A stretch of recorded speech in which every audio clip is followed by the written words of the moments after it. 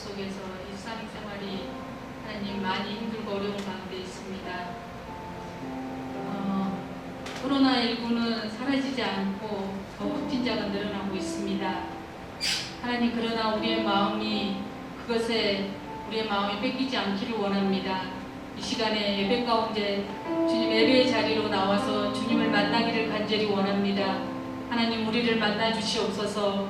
우리 영혼이 주님의 말씀에 목말라 갈급합니다. 하나님, 이 시간에 주님께로 나와서 우리가 모든 것을 주님 앞에 내려놓고 주님을 만나기를 간절히 원하오니 하나님, 우리를 만나 주시옵소서. 그 하나님을 간절히 원합니다. 주님, 이 시간에 주님께서 우리를 붙들어 주시고 예배의 자리로 인도하여 주시옵소서. 감사드리며 예수님의 이름으로 기도드립니다. 아멘.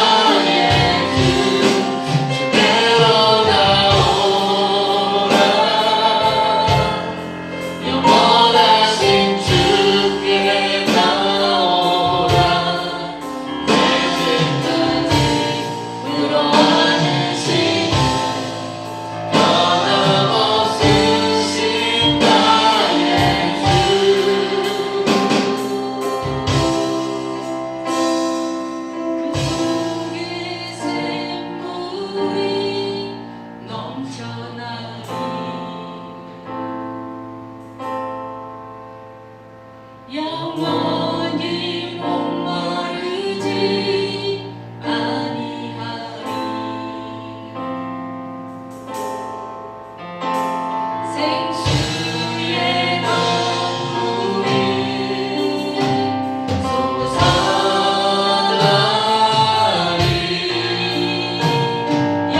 영원히 목마르지 아니하리. 그 속에 샘물이 넘쳐나리.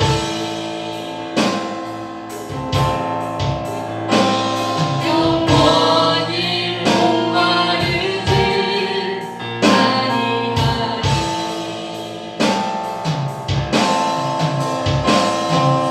생수의 강물이 솟아나리.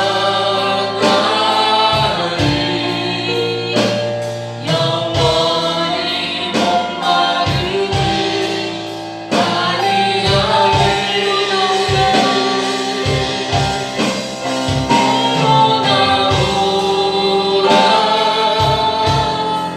영원하신 주께 나오라. 사랑으로 안아주시는 변함없으신 나의 주. 주께로 나오라. 영원하신 주께 나오라. 내 죄까지 끌어안으시는 변함없으신 나의 주께로 나오라. 영원하신 주께 나오라. 사랑으로 안아주시는 변함없으신 나의 주. 주께로 나오라. 영원하신 주께 나오라. 내 죄까지 끌어안으시는 변함없으신 나의 주.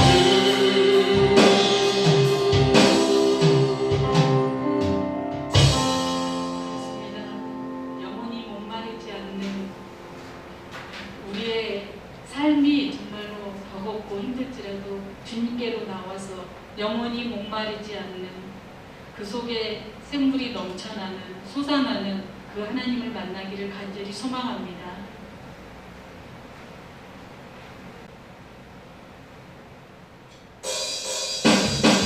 일어나서 박수 치면서 치면서 하나님 앞에 영광 돌리겠습니다.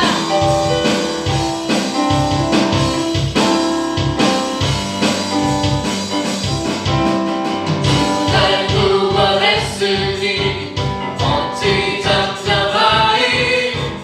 기쁨의 찬송 드리리.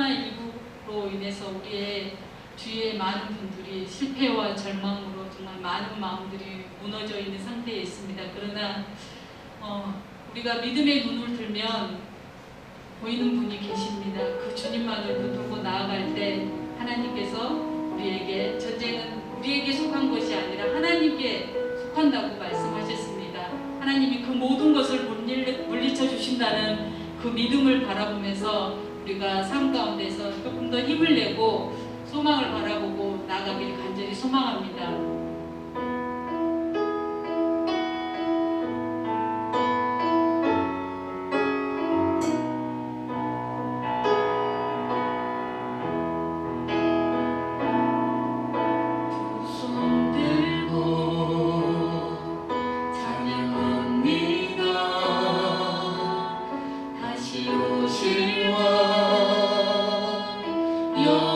여호와께 오직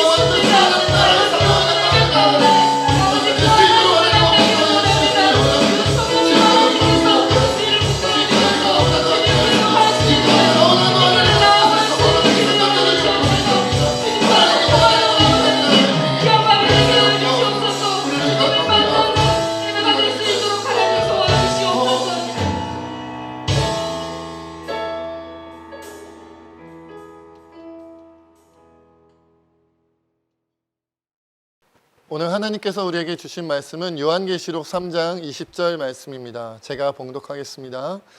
볼지어다 내가 문 밖에 서서 두드리노니 누구든지 내 음성을 듣고 문을 열면 내가 그에게로 들어가 그와 더불어 먹고 그는 나와 더불어 먹으리라.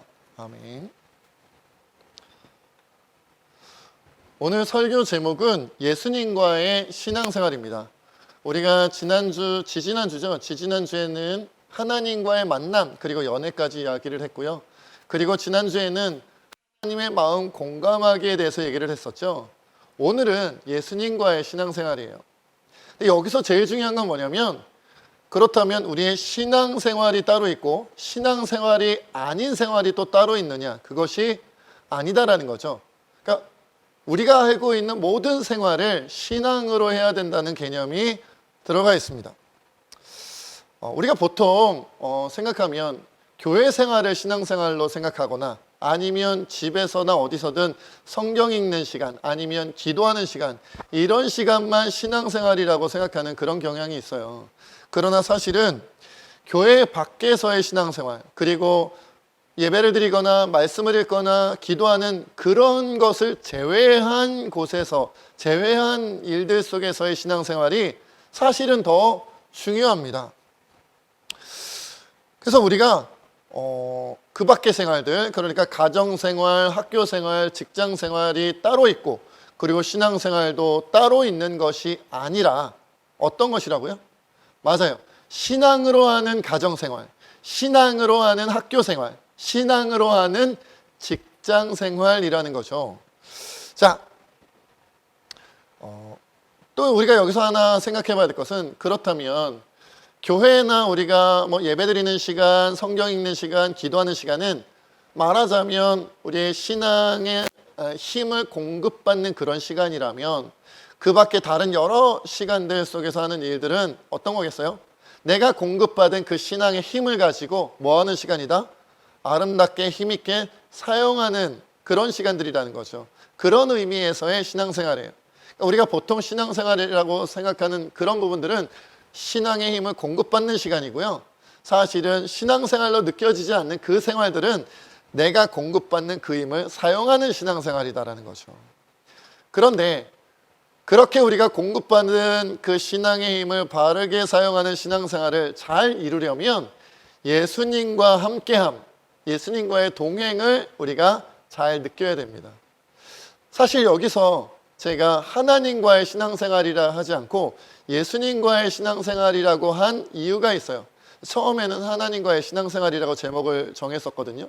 그런데 곰곰이 생각해 보니까 하나님과의 신앙생활보다 예수님과의 신앙생활이 더 낫겠더라고요. 왜냐하면 우리가 하나님은 항상 뭐라고 생각해요?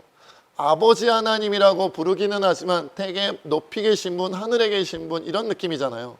조금 멀게 있는 분 같은 느낌이 있어요. 그러나 우리 예수님은 물론 성자 하나님이시지만 우리 예수님은 어떠세요? 2000년 전에 인간의 몸으로 33년 동안 사셨잖아요. 그리고 인간으로 사셨던 그 기록들이 우리가 갖고 있는 어디 있나요? 바로 이 성경책에 복음서에 다 기록이 되어져 있단 말이죠. 그러니까 예수님이 어떤 말을 인간으로서 어떤 말씀하셨고 인간으로서 어떤 행동하셨고 어떤 모습으로 사셨는지가 기록되어져 있으니까 어때요?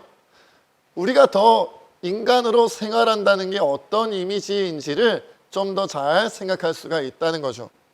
말하자면 우리는 예수님의 그 살아감을 모델링해서 생활하심을 모델링해서 예수님의 생각, 예수님의 말씀, 예수님의 말투, 예수님의 행동 그리고 그 모든 부분을 배우고 따라하면 되는 거죠. 모델 되신 예수님을 우리가 따라 살면 되는 거예요. 그러니까 우리가 예를 들어서 가정에서, 학교에서, 직장에서 신앙생활을 한다는 것은 우리가 가정에서나 학교에서나 직장에서나 그 어느 곳에서나 예수님처럼 생각하기, 예수님처럼 말하기, 예수님처럼 행동하기, 예수님 말씀대로 살기를 실천한다는 거예요. 그러면서도 뭐예요? 나 혼자 생각하는 거. 내가 신앙생활을 나 혼자 생각하고 신앙생활을 나 혼자 말하고 나 혼자 행동하는 게 아니라 그 속에서 뭘 느낀다? 예수님과 함께함을 느낀다는 거예요. 예수님과 함께함. 오늘 말씀에도 보니까 이렇게 소개하고 있어요. 예수님이 말씀하신 거죠. 볼지어다 내가 문 밖에 서서 두드리노니 누구든지 내 음성을 듣고 문을 열면 내가 그에게로 들어가 그와 더불어 먹고 그는 나와 더불어 먹으리라고 말씀하셨어요. 그러니까 문을 두드리는데 우리가 그 음성 듣고 문을 열면 우리 안으로 들어와서 함께 먹고 사신다는 거예요. 생활하신다는 거죠. 그러니까 우리가 예수님을 우리의 구주, 우리의 구원자로 믿는 그 순간 예수님은 우리 바깥에 계셨던 예수님이 우리 마음속으로 들어와서 사시는 거예요. 그러니까 우리의 신앙생활은요, 생활 가운데서 예수님과 함께 생각하기, 예수님과 함께 말하기, 예수님과 함께 행동하기, 예수님 말씀대로 함께 살아가기를 하는 것이 올바른 신앙생활이라는 거죠. 그러니까 우리가 정말 신앙생활 잘하려면 뭘 느껴야겠어요? 그렇죠. 예수님을 잘 느껴야 돼요. 내가 내 생각 속에 예수님 함께 생각해 주세요. 이런 생각이 있어야 되고요. 예수님 제가 말할 때 함께 말해 주세요. 예수님의 마음으로 말하고 싶어요. 예수님의 마음으로 행동하고 싶어요. 예수님 주신 그 말씀 그대로 살고 싶어요. 이런 예수님과의 끊임없는 내 안에 계신 예수님과의 말 나누며 대화하며 함께 공감하며 이렇게 살아가는 것이 너무나도 중요하다는 거예요. 그래서 오늘 금요 기도회 때는 그런 부분을 먼저 집중적으로 기도했으면 좋겠어요. 제가 지금까지 교회 밖에서는 신앙생활이라고 생각하지 못했는데 그리고 예배드리거나 기도하거나 성경 읽는 시간을 빼고 다른 시간들은 신앙생활로 생각하지 못했는데 그 모든 시간, 그 외에 다른 모든 시간들이 신앙생활로 느껴지게 해주세요. 그리고 그 신앙생활을 할 때 예수님, 내 안에 계신 예수님을 느끼면서 함께 생각하고 말하고 행동하고 말씀대로 살 수 있게 나를 도와주세요라고 우리 함께 기도했으면 좋겠어요. 여러분 어떻게 저와 함께 기도할 준비가 되셨나요? 자, 우리 두 손 높이 들고 우리 주님 앞에 함께 기도하며 나아가겠습니다. 함께 기도하겠습니다.